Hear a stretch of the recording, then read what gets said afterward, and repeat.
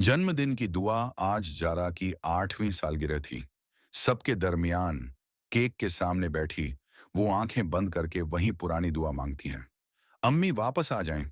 उसके वालिद मुस्कुराते हैं, तालियां बजती हैं, लेकिन एक लम्हे को उनकी मुस्कान टूट जाती है। रात के सन्नाटे में जारा अपने कमरे में लेटी होती है। यूनिकॉर्न नाइट लाइट की हल्की रोशनी में वो फिर से फुसफुसाती है, इस बार प्लीज वापस आ जाओ। दरवाजा धीरे से चरमराता है। एक आवाज, नरम लेकिन अजीब, सुनाई देती है। जन्मदिन मुबारक जाने माँ। झारा की आंखें खुलती हैं।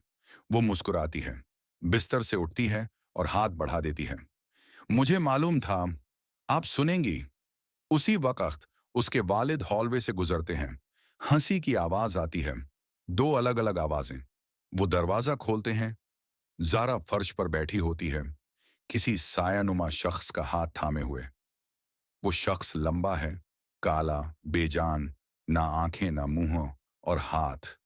वो तो थे ही नहीं, बस खाली आस्तीनें। ज़ारा मासूमियत से कहती है, मैंने फिर से वही दुआ की थी। मैं बहुत अच्छी बच्ची रही। वो साया धीरे से सर घुमाकर अब्बू की तरफ देखता है और उसी लहजे में जो एक माँ का होता है कहता है, उसने कभी मांगना छोड़ा ही नहीं।